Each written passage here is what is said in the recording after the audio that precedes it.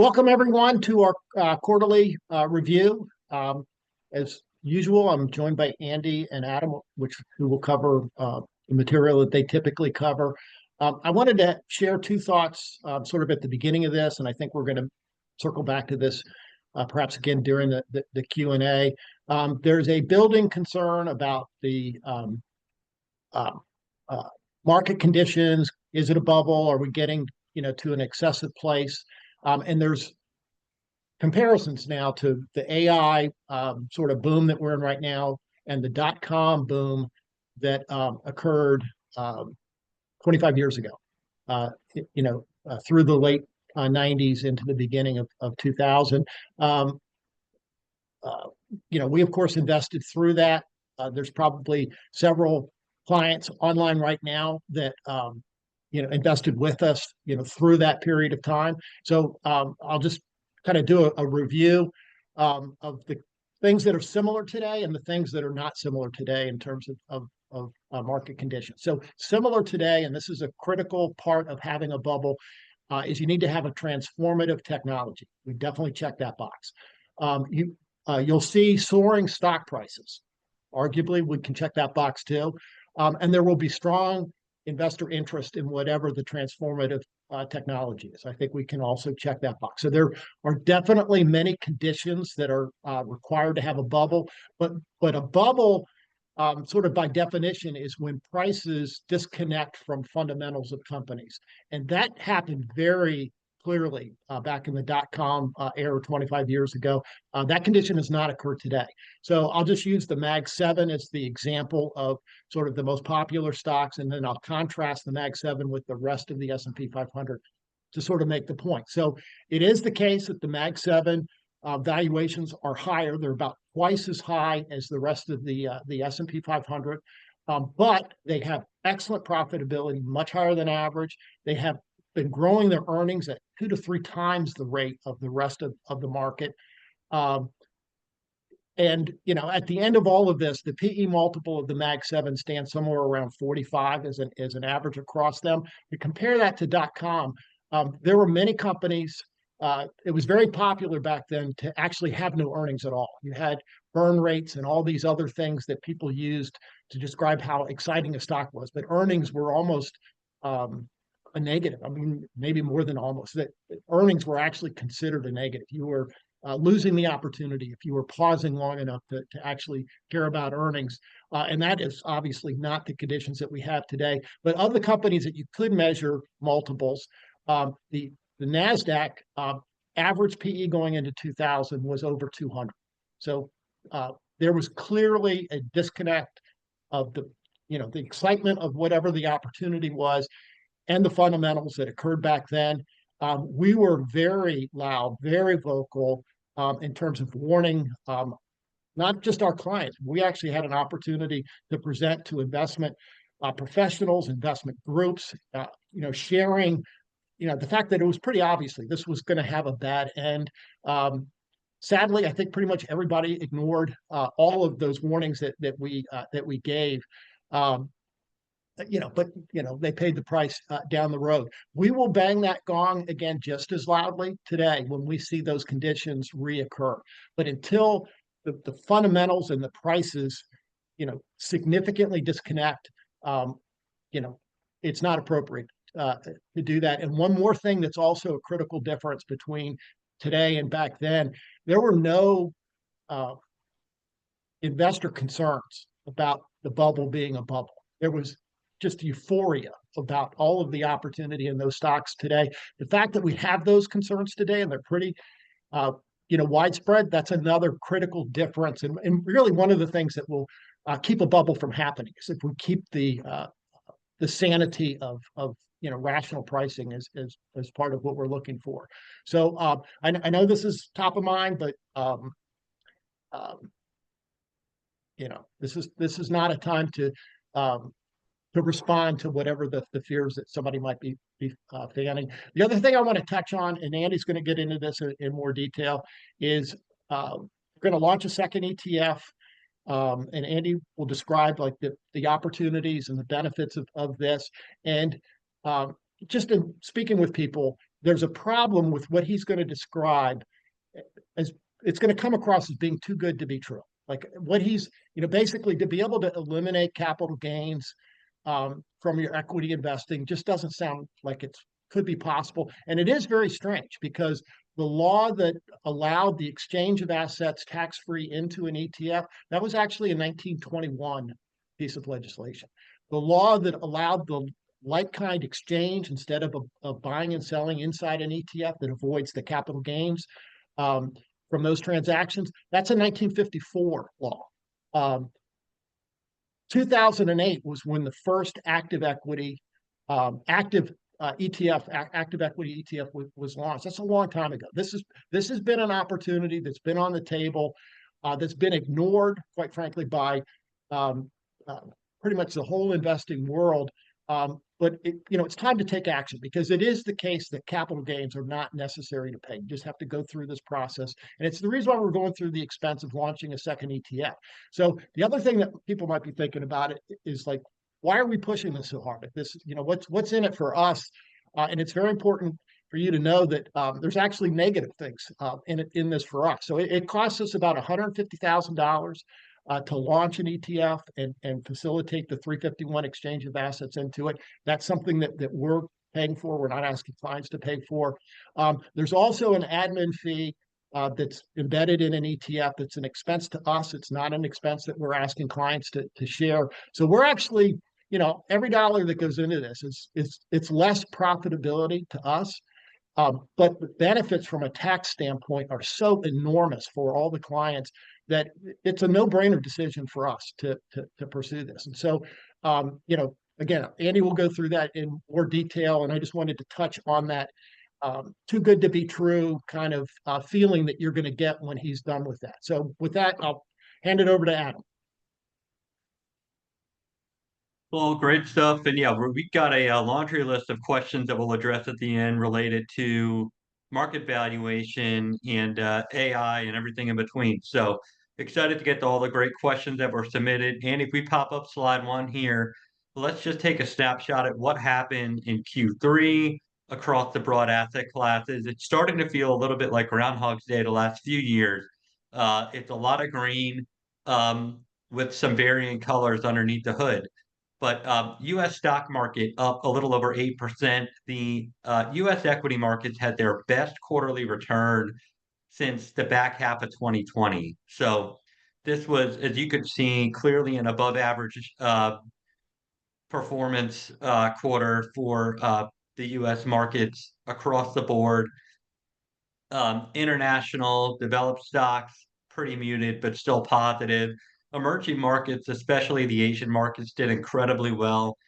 So really just like a global stock market rally. This wasn't concentrated regionally. This wasn't really concentrated at the sector level, which we'll discuss in a moment. This was the continuation of a global bull market, essentially. Global real estate also rebounding with a little bit less volatility in interest rates, which is highly correlated to what happens in the real estate market. And the fixed income is kind of chugging along this year a lot, let's call it boring compared to the last several years, with bond investors finally being rewarded via higher yields and a little more stability um, to help offset movements in the stock market. So again, we actually heard a lot of conversation coming into Q3 about August and September, end of summer months being really quiet. September is historically a pretty rough month for the stock market. But just like the last few years as the bull markets chugged along, blowing through the naysayers, this was just kind of a continuation of that and not much beyond it. So if we snap out a little bit longer at the 1, 3, the 1, 5, 10, 15, and 20-year trends in these different asset classes, very familiar with what we've seen recently. Again, we've kind of been emphasizing the idea that, especially over the past year, 18 months, it's moved from a US large cap only rally to a global rally. So seeing the US stock market develop equities overseas and emerging markets pretty much walking hand in hand over the last 12 months let's call that one of the first signs that there's more to this rally than any one specific sector or idea. You don't see this kind of broad-based, double-digit, high-strength movement in global equity markets without some sort of a catalyst. And we'll make the case in a minute that a big part of this is really earnings growth and not just the idea of artificial intelligence. Uh, so we'll highlight that, and that should hopefully, as I mentioned, the long list of questions we've gotten about AI level valuations. We want to put a little earnings story behind that to make it fundamental in its impact. Well, longer term, certainly, and I know Andy has highlighted this in previous webinars about long-term valuations, not just looking at what happened this quarter, but we're especially internally as we're looking at how to invest client money across different asset classes. A big input there is the forward looking expected returns. And certainly with multiples where they are now, with the strength of the rally coming off the 2022 bottom, it's completely fair to ask from a diversification standpoint, where do things go from here? And not necessarily in the short term, but over the next 5, 7, and 10 years, as we're trying to forecast, um, return expectations for client financial plans or, predicting retirement income streams in the future, taking a broader look at various asset classes and their potential contribution to the portfolio makes a ton of sense when you see, a 15-year average annualized return of over 14% of the U.S. stock market that clearly far exceeds its long run average. So, not a timing mechanism, but certainly this is a great time to, and we say this, typically in windows where the market's doing well and things are relatively calm, this is a great time to revisit your asset allocation with your advisor, revisit risk, revisit, the portfolio mix, and see if it makes sense for the next handful of years for you personally. So, uh, kind of next slide here, Andy, in a second. I want to point out something that has come up quite a bit in client conversations, which is the idea of, our clients are smart, we like to say. I know the average annual return for the S&P is somewhere around 10%. We're kind of coming on year 3 here of almost 20+% returns. What is happening? And I think that's the catalyst of some of the fears. The idea that having 3 years in a row of 20+% returns feels really like an anomaly and something that should be a concern driver and not something that we would call normal or something to be excited about. But so what we did here is you go back almost 100 years of history in S&P 500 annual returns, and at the bottom it has different return ranges. And how many of those almost 100 years did the performance of the S&P 500 for a calendar year fall in each of those buckets? So, for example, there has been 3 calendar years since 1928 where the annual return of the S&P was between a -20 and a -30% return. So really, really brutally bad years. Um, on the flip side, there's been 9 years where the S&P 500 on that calendar year basis has returned 30% or better. And what you'll notice and what I want to highlight is that there's only been 13 instances where the S&P 500 has returned in that, let's call it 7 to 10% average annualized return range that we're typically most accustomed to, or that we would guess would be a reasonable rate of return for equity. So it's actually completely normal looking at a calendar year for the stock market, not just to post an 8, 9, or 10% return. It's typically something higher or lower. And if you see the skew here of the graph, it's markets are not symmetrical in how they move. You tend to have, and you see this when you visualize the length of a bull market on a chart, which we've shown before. You notice the length of bull market and the magnitude of them are much greater than the sell-offs and the downturns. That doesn't mean these downturns don't feel scary. It doesn't mean that they don't happen, but there's significantly more years when you see 10 to 30% ish returns than you see from a loss of 10% to a gain of 10%. So markets are skewed in how they operate. The idea of seeing 3 really strong years in a row is not really something out of the ordinary. It's quite normal. as this chart would emphasize. And the average, it's funny as we quote average returns for equities, that's actually a rare occurrence that you get a average return year in the stock market. And next slide here, Andy. And that doesn't mean that within these years, you don't see some sort of meaningful drawdown from January through December. So this is going all the way back to 1990. We can only fit so many years on a table like this, but it's going back since 1990 and showing each calendar year annual return, which is at the top of this line in the center. And it's meant to show the performance of the market that year. And these little, kind of figures underneath that are grayed out and slightly lighter in text color are showing for that specific year what was the largest top to bottom decline in the S&P 500 during that calendar year. So for example, if you look at 2025 all the way to the right, you notice here that the year-to-date return is roughly 17%, but we had a 19% sell-off back in April when the whole tariff conversation was escalating. You see all the way to a little bit further to the left here in a year like 2008. You see, we ended down the year down 38%, but the top to bottom drop was roughly a 50% decline. So really what this is meant to highlight, you see most of these years are falling above the axis, meaning positive return, but you see some pretty meaningful double-digit sell-offs that happen um, from January through December. This year was certainly, I would say, like a pretty extreme case of that, having almost a bear market, only a couple of years coming off of 2022 being a really nasty year for equities, and having a sell-off of this magnitude in only a few trading days was really unique, followed by a V-shaped recovery. So not uncommon to see these types of sell-offs. We had a pretty big one this year, but the idea of rebounding from that and landing somewhere in the high double digits in terms of return is a pretty normal occurrence for equities. And next slide, Andy, before I pass it along to you to get under the hood of what's happening in our strategies is, we get a lot of questions about AI. We get a lot of questions about, are we in a bubble?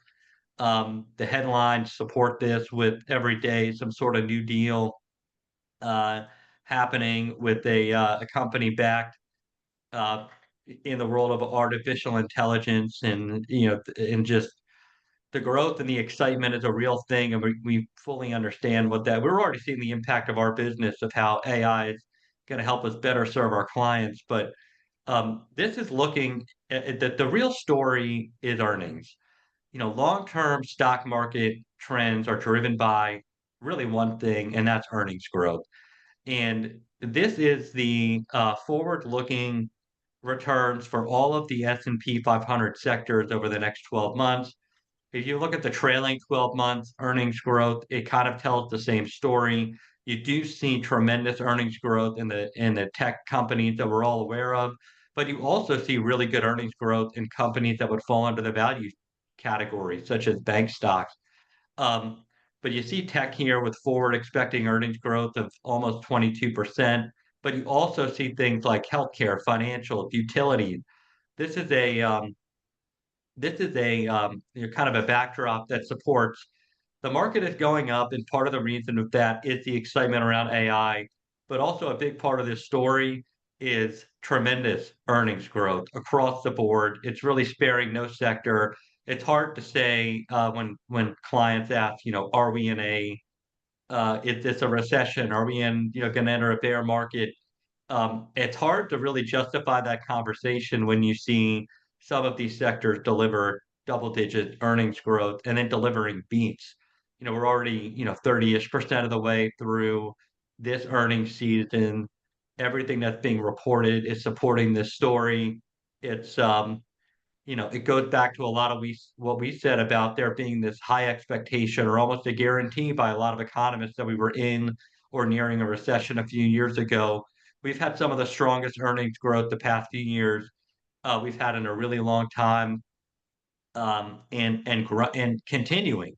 So just remember that when you think through this, and that's part of the analysis, especially on the equity side we're doing, is a lot of this is supported by fundamentals, and um, and certainly that will be something to watch and monitor. But it's a real thing. So, Andy, let's get into your section here, and then we'll get the question. Yeah, absolutely, Adam. And I think this is a really great slide because it really cuts to the core of why the stock market has been doing so well. I mean, you think back to April, companies were suspending guidance. We didn't know about, the impact of tariffs. There was real concern that it would impact growth and it would impact profitability for firms. And what we've seen since then is a lot of those fears were a little overkill, and companies have been reporting really strong earnings. They did that in Q2, they did that again in Q3. It seems like that's happening again here in Q4 so far with the start of earnings season. So, the fact that stocks are doing well, in large part, it's being driven because the financial results of these companies have been so strong. So I think it's a really, really good point to make there. And it's something that's easy to overlook, right? Because we all know, financial news media, they send you the push notification when the market falls. They don't really send you the push notification, when their earnings results are really, really powerful and strong. So yeah, this is great stuff here, Adam. And it does segue pretty well with what we're doing under the hood with our U.S. equity strategies. So I'm going to talk a little bit about the strategies themselves. Like we announced kind of a unique update last quarter, and so I'll check in to see how that's gone so far in Q3. But then I also want to look forward to some of the more innovative and exciting things that we're doing. Some opportunities on the horizon that Lowell mentioned at the start in his intro. So if you were on our last webinar, you saw me present this chart the last time. And as you know, as you probably know by now, the core piece of our investment strategy that we really aim to take advantage of are the size and style cycles of the market. So, if you ask like a finance academic, they would tell you that there's the existence of a value premium, so value stocks do better than growth stocks, and a size premium, which says that small caps do better than large caps over the long run. And what we'll tell you is that while yes, that is true and supported by the data, there are long periods of time where the inverse happens. And so we'll tilt towards growth when growth's in favor. We'll tilt towards value when value's in favor. Same thing with large caps versus small caps. But historically, we've tilted to growth and value in both large cap stocks and small and mid cap stocks, right? Because these things historically have been pretty correlated to each other. We are in a bit of an interesting market, however, right now, where we're seeing essentially the decoupling of two different segments of the market. You have the Magnificent Seven stocks, right? Those well-known NVIDIA, Apple, Microsoft, et cetera, that class of stock that are so big. NVIDIA just crossed $5 trillion in market cap, first firm ever to be that big. It seems like just yesterday, Apple was the first $1 trillion market cap stock, and now NVIDIA is at $5 trillion. And so we're seeing these Magnificent Seven stocks really take off, and they're truly unicorns, that they're able to continue growing given their size, right? They're just excellently run companies, but they're performing very differently from the rest of the market. So when we look at even the lower 490, but especially going down to small caps and mid cap stocks, we're actually seeing value stocks have an edge in that smaller space, right? So in large caps, we're seeing pro growth momentum, but in small and mid caps, we're seeing pro value momentum. And so for the first time, really, I think in our history, since we've been running the size and style responsive US equity strategy, we decided to make a growth bet in large cap stocks and a value bet in small and mid cap stocks. So we announced that back in July, implemented it back in July across the board with client portfolios. So I wanted to check in now to see, okay, that's a little bit unique, the fact that we did that. How has it done? Right? So this is a chart that really just compares large growth with large value. And when the line is going down, that says that growth is outperforming value, right? So that's going to be the trend on all these charts that I'm about to show. When the line is going down, that means growth is outperforming value. When the line's going up, that means value is outperforming growth, right? So you can see pretty clearly here on the chart in 2022, this was the last pro value phase we had. We had really strong pro value momentum. But then ever since we got to about early 2023, growth has been in favor in the large cap space, and that trend has continued. So we were probably right here when we announced that we're leaning growth in the large cap phase. Well, we've continued to see growth outperform value amongst the very largest companies, and that's probably not a surprise with NVIDIA crossing that $5 trillion mark. We've just seen the mega cap stocks just do extraordinarily well and continue to produce outstanding results. All right, so check one. We lean growth in large caps, and thus far that's paid off. The other thing, though, that we did is we were actually leaning value in the small and mid cap space. So again, like I said before, when the line is going up, that means value is outperforming. So you can see here pretty clearly, this is mid caps, and this is small caps down here. In the mid cap space, the trend continues up. So maybe a little bit flat over the last quarter, but still, the trend right now is towards value. Among small cap stocks, we saw a pretty nice move where small value did outperform small growth, right? So we're continuing to see that trend where there's this like bifurcation in the mega cap space where the growth stocks still have that edge, but in the rest of the market, it really does seem like value stocks are beginning to perform well. And when we look at the specific numbers, over what happened in the last quarter, so that's going to be this 3-month column right here. Again, we see large growth up nearly 10% over the quarter. Large value did okay and did well, up 6%, but still underperformed large growth. But when we look back at mid caps, it's pretty even, and in small caps, we see small value outperforming small growth. So this is a really interesting trend, I think, for us to follow. And I really do think that it speaks to the fact that the Magnificent Seven stocks really are just in a class of their own. But you can still find attractive returns when you look down to smaller companies, and especially the companies there that look undervalued, where we're beginning to see some really nice momentum in that space. So a trend to keep watching, and a trend that we're going to keep playing as we enter Q4 here. And the other thing I wanted to talk about, though, is the upcoming opportunities that we have. So in September, we had a webinar where we talked about our ETF launch that's coming up. Originally, we talked about the ETF launch date being November 20th. I have an update there.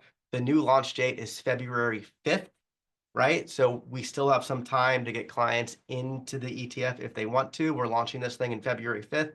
And the reason why we pushed that date back is because we've gotten a lot of demand, both from clients, but also from external advisors who just asked for a little bit more time, to make sure that they could have their clients take part, right? So we're launching the ETF February 5th.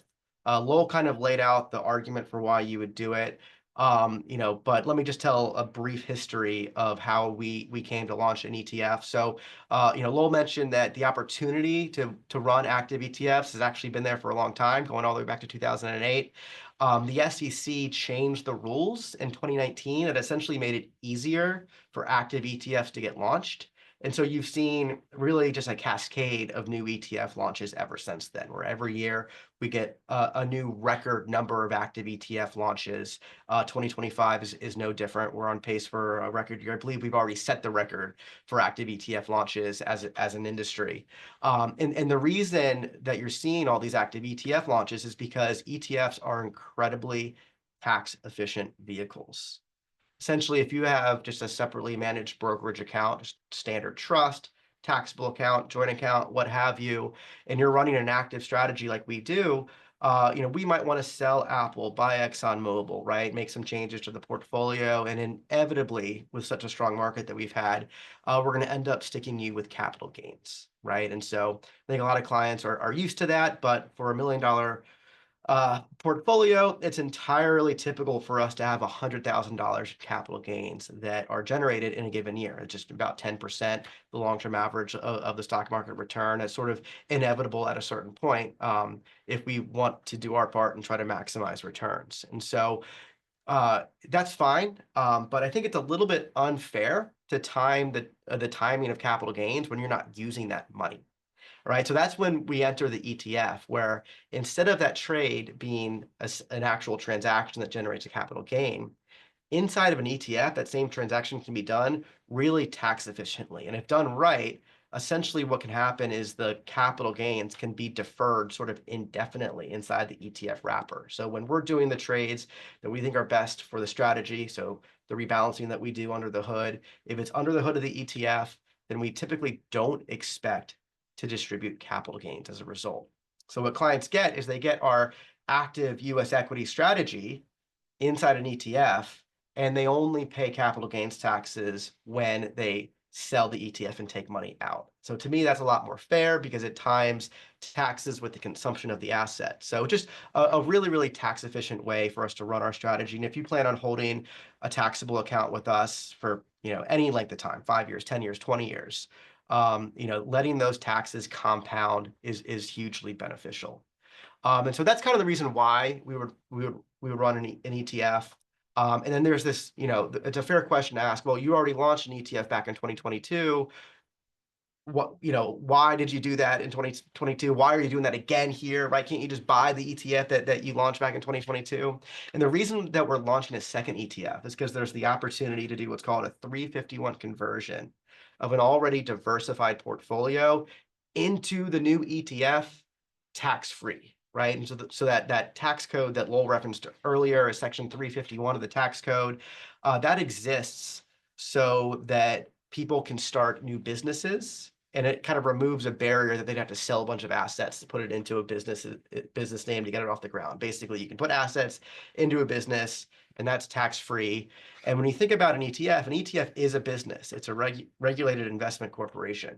And so what is the business of an ETF? The business of an ETF is to hold investments and make money, right? And so there's this opportunity, and the IRS and Treasury have specific rules for what qualifies, but there's this opportunity to take your already diversified portfolio and put it into the ETF so that it can get off the ground completely tax-free. That part of it only exists at launch, right? So this is part of the reason why we've been so aggressive in getting this in front of clients, whether it's on one-on-one conversations or it's the webinar that we did in September or us talking about it now.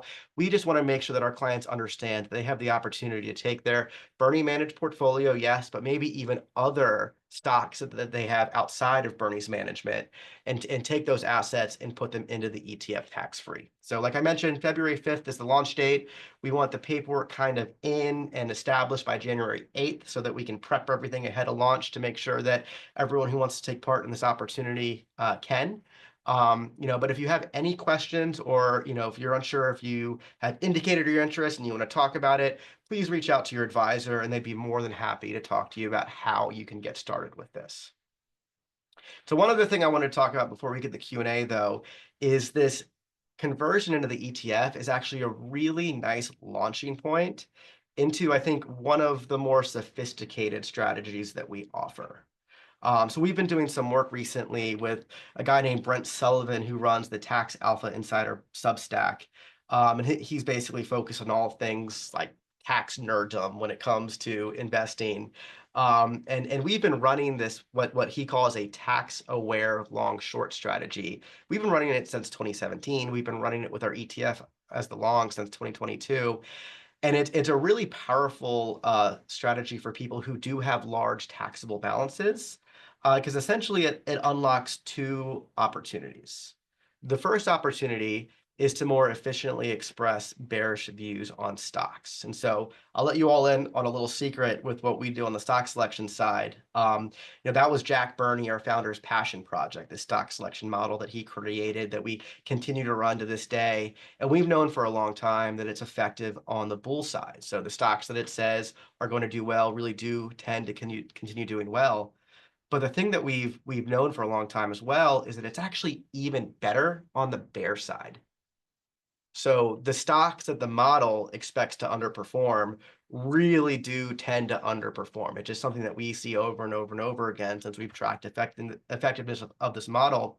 But if you have just a long-only investment strategy where you can't short sell, the most you can do when you have a bearish view on a stock is simply avoid owning it. And so for most companies out there, that's really not much of an underweight. So when you relax that long-only constraint and you allow for short selling, we now have the ability to fully express those bearish views. So when I talk about our tax-aware long-short strategy, essentially what we're doing here is we're taking an existing portfolio as it is, and we're basically adding on this market-neutral strategy on top of it, where we'll use margin. And so on $1 million account, we're spending $300,000 on margin to buy additional stocks long, and then we'll offset that by shorting an additional $300,000 of stocks short. So these two sides counteract each other. So you still have that net 100% exposure to the stock market. But now, as long as our longs here outperform our shorts, we can add value. So let's just say in a hypothetical year where the longs do 10% better than the shorts, right? So they've realized 10% in performance times 30%. We've basically boosted 3% on the returns of the overall strategy, right? Because now we're able to fully express these bearish views. And so I think it's a really powerful strategy from a return standpoint. And what we've seen is since we started running this in 2017 is the long short version of our strategy has outperformed the long only version pretty consistently through this time. So you see the blue bar here, the blue line here is consistently over and kind of like expanding on the gold line, which is our long only execution, right? So an opportunity to add additional performance. But I think one of the really powerful implications here is because we're running an active ETF where we're trapping capital gains under the hood of that ETF, we actually have the potential to deliver what I call tax alpha on top of the performance alpha, right? And so now what we can expect to do is, again, because we're locking those capital gains on the long side, we actually expect the short side to generate realized losses over the long term because the stock market is biased to the upside. About 4 every 5 years, we'll have a positive stock market. And so when that happens and you're closing out short positions, you're actually closing them out at losses technically. And so what we can do is we can, again, if we start with $1 million and we run this strategy for 30 years, we expect the account to grow by quite a bit over a 30-year time frame. And we expect to trap those gains on the long side. But over the course of those 30 years, we're able to kick off taxable losses that can then be used to offset gains elsewhere, whether that's another investment strategy, a tax inefficient strategy, like some sort of an option strategy or a hedge fund type strategy that does kick off capital gains. Maybe you have a concentrated position somewhere and you could use these losses to offset gains there to diversify. Maybe you're selling a business, maybe you're selling a home that has capital gains. And so these losses can be used as a really effective tool to help improve your after-tax returns. So it's a little bit more sophisticated. There's a little bit more complication here, and certainly there are additional risks associated with short selling, specifically that you can lose more than your investment with short selling. So there are a few nuances there that we would want to make sure clients fully understand. But if you are interested in this long-short implementation of your strategy, again, please contact your advisor. They'd be more than happy to have a conversation with you. All right, so we did talk about our ETF, so we have a few disclosures here about the ETF. I'll let people, read through those a little bit, and then I'll go ahead and get started here on the Q&A. So we've got when we ask for questions, we typically have a few themes, and that there's no difference with this one. I'd say the themes coming into this Q&A are economy, tariffs, and bubble, right? So I actually wanted to start here talking about AI, and there were a few things. So I'll just lead us off with the question that I think is on a lot of people's minds that prompted some of Lowell's comments here at the start. And it's basically the question is, are we in an AI bubble, and what are we going to do about it? So Lowell, you kind of gave your stance on it. Do you have anything else that you want to add to this question here? Yeah, I think I've sort of addressed this. And the one thing that I neglected to say is that there's still the opportunity for this market to morph into a bubble. Like we're not in one right now, but a year from now, 2 years from now, 3 years from now, there could be changes. And again, what we're going to be looking for is the disconnect of pricing and the underlying fundamentals. But for most of the companies that are the companies of concern, they have strong fundamentals that support very high valuations. I'm not going to argue that their pricing is not expensive, but it's expensive for a reason, and it's justifiably supported by the fundamentals. So we are not in one yet, but we will monitor closely and share a changed view when appropriate, if appropriate. Yeah, and the other thing I'd add here is, when you think about AI investing, you kind of think about the big players. So like Meta and all that they're doing, Google with Gemini, you think about NVIDIA with the chips that kind of power the whole thing. But I think the really fascinating trend that we've been watching here recently is, kind of unlike crypto, AI has very real use cases that are being implemented, not just at the top, or the types of firms that are creating the big AI models, but really the use cases downstream for healthcare companies, for industrials companies, like basically any industry is beginning to really leverage AI and find efficiencies for it. So I think that's the really fascinating thing, where there's a lot of economists out there that are actually predicting that AI might unlock a whole new layer of productivity that firms can then leverage, to increase their own efficiency, right? So I think that's a really fascinating thing to watch. And when I think of the word bubble, crypto really does come to mind, because you mentioned, one of the things about a bubble is, it's all about hype, not necessarily about results. And I think that's certainly there in cryptocurrencies, where we've seen like the types of crypto that actually have use cases seem to underperform the cryptos that are more promises and hype, that aren't really being used for anything. So to me, that satisfies your definition of a bubble. But AI, this seems like a very real trend, a very real thing that's being used across the economy. It does raise an interesting question that someone else asked, though, and that is, what level of concern should we have over the economic fallout of AI replacing workers? So I'll let you answer this one in just a second, Lowell, or Adam, if you have any thoughts on it. But this is a really interesting question, because it's a fear that exists every time there's a transformative technology. The internet came on in the 2000s. The iPhone in 2007 was another example of this. And what you see over and over again is that jobs are created from this new technology that, quite frankly, could not have existed ahead of time. So you think about, common thing is like the Uber driver, right? Maybe the taxi existed, but Uber had no chance of existing before the iPhone came online. And so what I would say about this is there certainly will be industries that are disrupted by AI, but there's also going to be whole new jobs that we just can't even imagine today that are likely to be created by this as well. So there is going to be some fallout in certain industries, but generally speaking, new tech pushes the economy forward. Lowell, do you have anything that you'd want to address to this question here?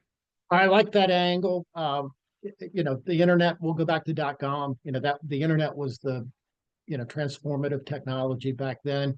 Andy and Adam can't imagine a world pre-internet, I'm sure. My kindergartner has a laptop that is assigned to her for her 6 years of elementary school. So yeah, Right. it's crazy. And, and you can't imagine like living today, doing business today. I actually like to go off and do things and leave devices behind. So I force a disconnect. But it becomes just a very crucial part, of the way you operate. And AI is going to be the same thing. So there will be slow and, reluctant adopters that will get hurt by this. There will be disruption. There's going to be, certain jobs are going to largely be replaced by, I'll just call it the robot. But then there's going to be other opportunities, as Andy mentioned. So this is going to be a big disruptive change that we're going to go through, that at the end of it all will be very beneficial to all of the ones that are positioning to utilize it. Great. So, Adam, in your section of our presentation today, you did talk about how international stocks have done well. Do you have any recommendations for how people can get exposure overseas?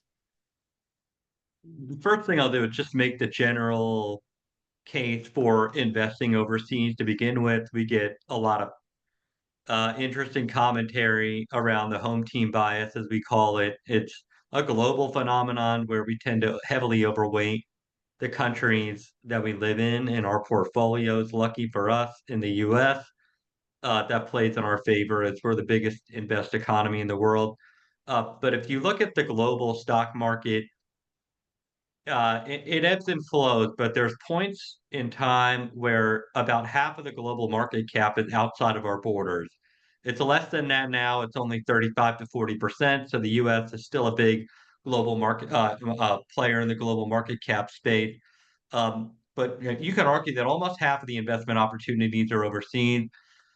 We have found, and research supports, that if you're looking to diversify your portfolio with international equities, a good target is for anywhere from 20 to 40% of your stock exposure to be overseas versus domestic. So for a simple example, if you have a 100% stock portfolio, you're trying to determine some sort of allocation within 100% in stocks, about 20 to 40% of that 100, you would you know, be prudent to look outside of our borders for just general diversification and return enhancement purposes over time.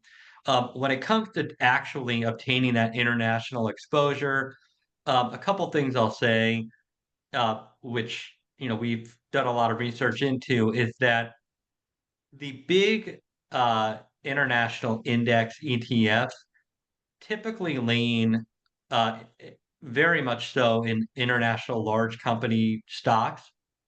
So the MSCI EFA, for example, is a big international index. A lot of ETF products benchmark to that index. That is a predominantly all mega cap index. And similar to the US, there is a small cap premium overseas. So uh, that's a long way of saying that you would want your exposure typically to have large, mid, and small cap companies under the hood uh, to capture actual diversification and return enhancement benefits. So there are international equity ETFs that are, total market based. We partner with Dimensional Fund Advisors. They have an ETF um, that is the total international market ETF that we use in our portfolios. It's a public exchange traded fund. Your advisor can help you workshop potentially other ideas, but we really focused on all market cap and making sure we get a 20 to 40% target. Yeah, and let me Yeah, just, that's I'll throw out as sort of a bit of a tease. We might be the solution for this in the not too distant future. We actually, the stock selection models that we run, we're using that to run an ADR portfolio. It's one of my jobs here is when we get a crazy idea to do something new, I get to put some of my money on the table and we will run that Lowell's strategy. the guinea pig. I am the guinea pig. I had guinea pigs that came before me, so this is just a tradition within the company to play this role. But it's off to a great start. So being able to just buy US ADRs using our stock selection skill and techniques to do that and build portfolios that give you not just the beta, the base return of whatever it is, and the model is specifically developed international, but also put an alpha stock picking piece on top of that. So far, the back test and then the live performance is very promising. So we might have more to say on this when we get comfortable enough to actually bring this out to clients. Maybe a little bit more to say on that topic for sure. One question I did want to ask that's still on this topic of international stocks is when we think about like money flows, right? So obviously especially earlier this year, we saw US stocks really struggle relative to the rest of the globe. And so whenever that happens and international stocks do well, you got to have the performance chasing money that goes after whatever the hot thing is. And so that may have been European and Asian equities. So when it comes to money flows, are we seeing much evidence that we're seeing money flowing away from US equities overseas, or how much do we even care about that in the first place? No, that came up a lot during the tariff conversation. Is that, one of the themes was that all this money was going to flow out of the US into other parts of the world. And quite frankly, the opposite has happened. So people are, because there's a difference between, there's two ways to look at money flow. There's like money flow in terms of money leaving our banking system out of our borders and going other parts of the world. And there's money flow from an investment perspective where they may be not changing where their money is housed or located, but they're redirecting how it's invested. Um, in general, I would say it still heavily leans US. If you look at asset allocations of both the retail and institutional investor, still leans overwhelmingly US. So I think people are doing, what is happening is people are doing what you naturally should do in a global bull market like this. They're spreading their chips, in a kind of in different directions as the markets grow. But in general, you don't see a wholesale movement of, I mean, just from like a money flow standpoint, that's not happening. Yeah, no, I agree with that. And it's interesting to see the whole globe doing well together, right? Because we talk about how these things can be cyclical. So like, the US stocks have done so well over the last 15 years, and I think a lot of people have made the argument that stocks overseas are cheaper. But it's not necessarily the case that US stocks have to underperform for overseas companies to do well. Like everyone can do well at the same time. And that can happen from time to time. But maybe one of the headwinds to companies producing good results are tariffs. So we had an interesting question here, and I think this might have been a controversial Canadian commercial that kind of brought this up to everyone's attention. But there have been plenty of people, maybe Ronald Reagan is one of them, but plenty of economists who talk about the negative impact on tariffs. So the question here is about our take on where the U.S. market stands. Are we heading for a painful reckoning with tariffs, or has this been something that's been overstated a little bit? Lowell, since you may have experienced 1987 more so than Adam and I did, I'll let you take this question. Yeah, I like the easy ones, of course. So thank you. I'll say that the tariff impact thus far is, I'll use the word shockingly muted. Like it just everybody's expectation was for a much more material, effect to have occurred. Um, you know, so far so good, I guess would be my answer. Going forward, it's hard to say how much of the tariff um, posturing is like real and how much of this is just bluff to try to get some sort of concession. There's a lot of that takes place. Just yesterday with China is a good example of that. And, days before Japan. So this is a play that the Trump administration is very comfortable with. And I think the markets responded to that, just realizing that there's um, until you actually see the economic, impact, it's best to look past it. So that would be our position right now. Just philosophically, I'm not a fan of tariffs. I think that the Reagan comment that sort of got taken, a little too far was it was a long explanation for like I'm against tariffs, but we're going to do it anyway because in this specific case it needs to be done was like the whole context of that Reagan. I would have the same philosophy. Generally that idea, maybe there's circumstances to do it. One of the things that Trump and many others have argued for a long time is that we don't compete on a level playing field, and there's unfair practices, trade practices that disadvantage U.S. companies. So if tariffs can be used as a lever to actually level that field, then that's a positive use for tariffs. And what he's demonstrated is the ability to put them on, and then there's also that same ability to very quickly pull them off. So there's no way today to be able to forecast what the long-term effect of tariffs will be. But so far, it's much better than anyone expected. We did an emergency webinar like the day of Liberation Day, back when the tariffs were announced, and they were more extreme than feared. And so the stock market really sold off hard in response to it. And the point that we made in real time is this is right out of the Trump playbook. He literally wrote a book about it, his first administration. There were multiple examples of, doing something like shock and awe, putting, big scary tariffs on, using that as leverage to negotiate, and then announcing deals down the line. And certainly I think that prediction, as far as what was going on that we said back in April, has really borne itself out to be what's happening here. So, it certainly does feel like tariffs are being used as a lever. I think there's the fear that you get into like the game theory kind of worst case scenario where everyone ratchets up the tariffs at the same time, so everyone pays more in taxes. But I think what's really happening here is there's a lot of deals being struck, and And you know, it's really just negotiating and leverage more so than something that anyone actually wants to be put in place. So I think that's part of the reason why we've seen so many delays and pauses and threats that things are going back on and then off again. And to me, it's all negotiation. And it leads to like another question that we got here is like, what are companies doing about all these tariff changes? Because it's kind of like, you know, whiplash, right? One day tariffs are on, one day they're off, one day the courts throw them out, one day there's another path forward for tariffs, right? So it's really hard to kind of navigate that.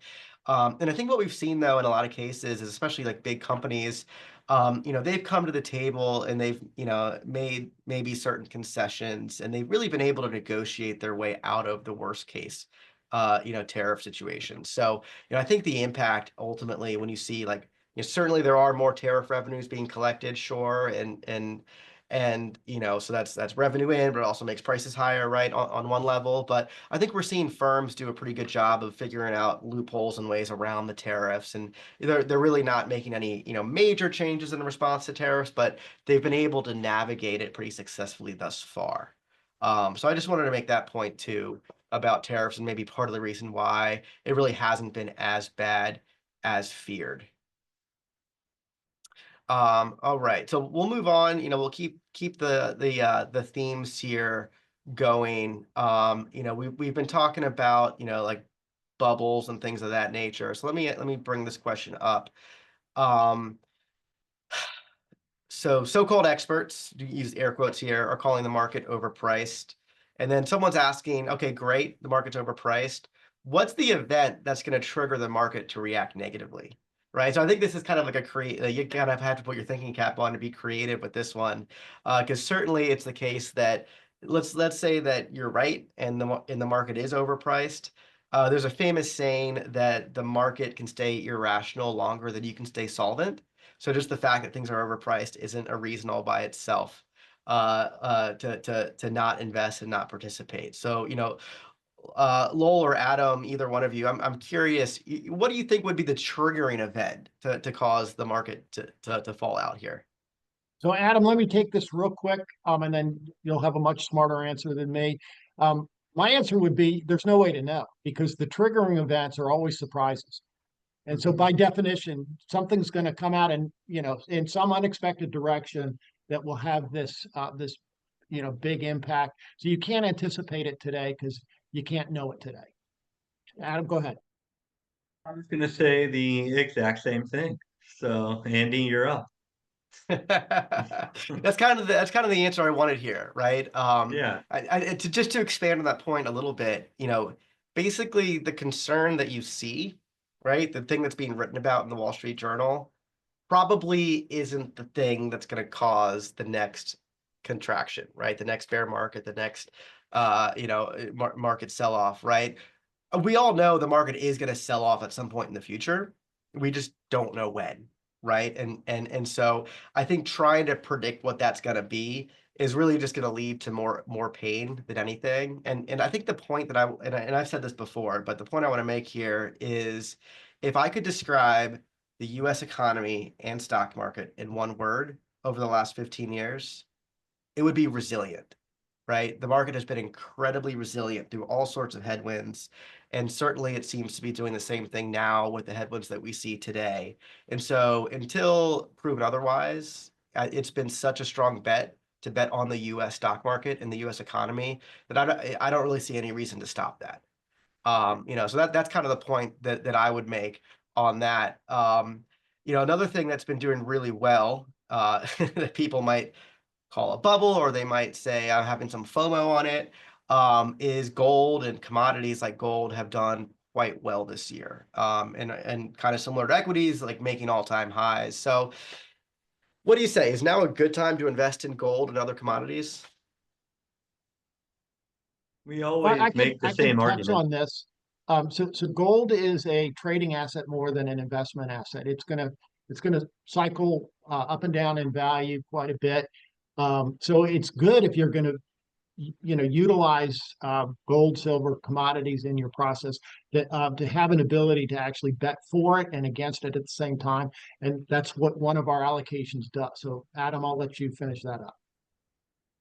Yeah, I mean, if you look, gold in spurts catches a lot of people's attention. Its long run performance is essentially in alignment with the return, more like a bond and the volatility of a stock. So if you're it actually is a long-term buy and hold investment, not nearly as attractive as things like equities. Uh, so yeah, when we think of the alternative investment bucket of portfolios, some of those investments can have exposure to precious metals, um, and leverage the short-term nature of their performance. But this is the cycle. It catches the news for like a year or two, and then no one talks about it for 10 years because it'll do nothing. And then all of a sudden it'll pop up again. And you've got to wait through those windows. And this is just a headline grabbing length of time.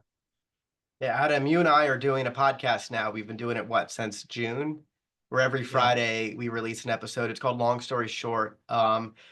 Certainly look for that. It's on YouTube, it's on Spotify, wherever you get your podcast, you can find it. So look for Long Story Short, Bernie. And we did an episode where we talked about behavioral biases. And so that episode really comes to mind for me when I think about what gold's doing. Because we talk about recency bias, we talk about performance chasing. And, when you see something like gold do really well over a short period of time and start making all-time highs, um, you know, people start to pile in, but probably at precisely the wrong time, right? Because it already made the gains, it's already at all-time highs. How much higher can it continue to go, right? Especially with something like gold that kind of does regress to the mean over time. So I would just be very cautious before making a big investment into precious metals, just kind of given how they've done. The other topic here that kind of comes to mind when we talk about, FOMO and recency bias and performance chasing is cryptocurrencies. So someone asked, is cryptocurrency trading now available through Schwab? I don't believe you can buy and sell crypto directly through Schwab, though you can buy and sell ETFs that hold Bitcoin. So I guess in essence, you can, and pretty efficiently. But the question is this something that people should be interested in? You see various takes on crypto. On one hand, some people are saying I wouldn't touch it with a 12-foot pole. On the other hand, some people are saying, I mean, what is Rick Edelman saying? You should have 40% of your portfolio in crypto or something crazy like that. Yeah. Just he was saying 1% not too long ago. So like when it comes to crypto, is this something that people are missing out with? Is this something that people need to have in their portfolio? Adam, I know this is your favorite topic in the world. What's your take here? I always get stuck with the crypto questions. It's so first and foremost, as an advisor, the hat that we wear when we're building portfolios, and you all can imagine the amount of time we have to spend doing due diligence on various investment vehicles, and certainly crypto has been, one of them over the years. But for us, we have to be able to justify everything that goes into a client portfolio. And for us, that really comes down to, can we attach a value to what we're investing in? Is there some sort of fundamental value to this underlying asset that is going to generate some sort of a future return for clients and provide diversification to the rest of the portfolio? What should that look like? And are we comfortable with it? And if you can imagine evaluating something like Bitcoin as an example, because it's the largest cryptocurrency, not having any sort of fundamental investment value, only really catching people's attention because it's going up in value. That for us does not meet the criteria of something that we feel really comfortable putting into an allocation despite the other alternative options. Um, so certainly, if you look at the return in the past few years, what it's done, a lot of excitement that goes into it. We've kind of landed on that low single digit allocation range for people that are interested in holding some form of crypto in their portfolios. Um, but for us in our models and what we actively invest in, um, it's it hasn't met the bill. And Yeah. I'll share that. So our director of research, Alex Shen, did some research into this, and she found a very interesting opportunity for those interested in this and interested in gold and commodities is to actually own them both and rebalance through time. And they've kind of started to move more in sync, but historically these will be asset classes that would normally move in opposite directions. So there could be an opportunity, and there's got to be ETFs out there. And if not, if you're interested in learning more about this, just contact your advisor and he can dig out that analysis that Alex ran. But crypto is another trading opportunity. Like it's going to move up and down, and especially if you have some opportunity to take advantage of both directions. With whatever you're doing in terms of a trading strategy, this could be very interesting. It'll at least be very fun. It'll be great to talk about at cocktail parties. But to Adam's point, if you can't assign some sort of fundamental way to appraise it, then it's not an investment in our view. It's a speculative opportunity that can be very attractive, and it can have a very bad end at some point as well.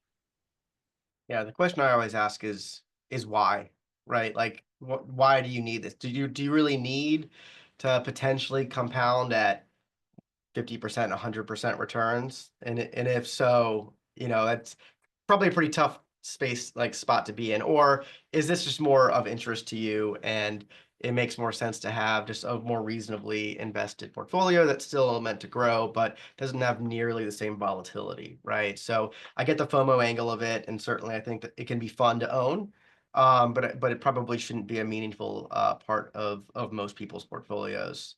One final question I have here before we're going to let everyone go. If someone just wanted to have an update on the logistics of the Bernie ETF. So I think we may have addressed this during the presentation portion, but February 5th is the launch date, and January 8th is the date that we want all the paperwork in by. To give you an idea of the logistics of what happens behind the scenes, assuming that you've got a portfolio that you want to take part in the tax-free 351 conversion, you will simply sign a letter of authorization that allows the custodian to send your account to the ETF's custodian, where it'll then be transformed into ETF shares and sent back to you on or around February 5th. All right, so it's actually a pretty straightforward process for getting that in.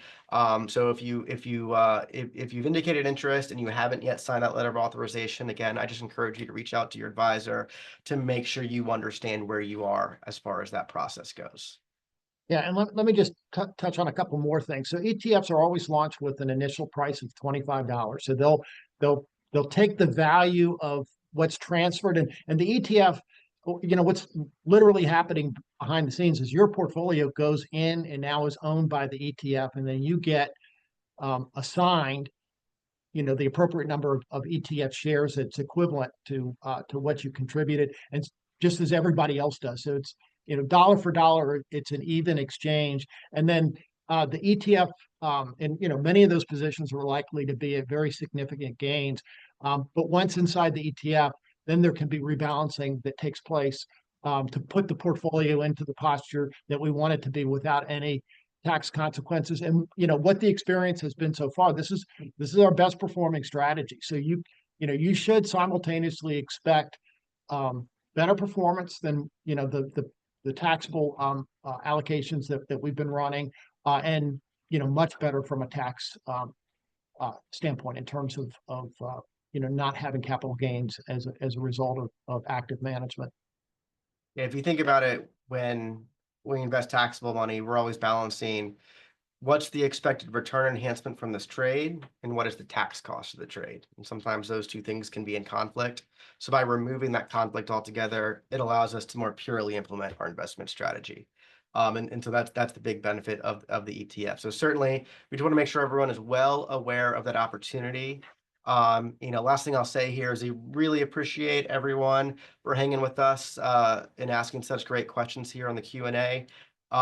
We appreciate everything that you do. One thing that I meant to put in this presentation that we didn't, that you may have seen in our quarterly letter, is CNBC just recently ranked us the number 4 advisor in the country and the number 1 advisor in Virginia.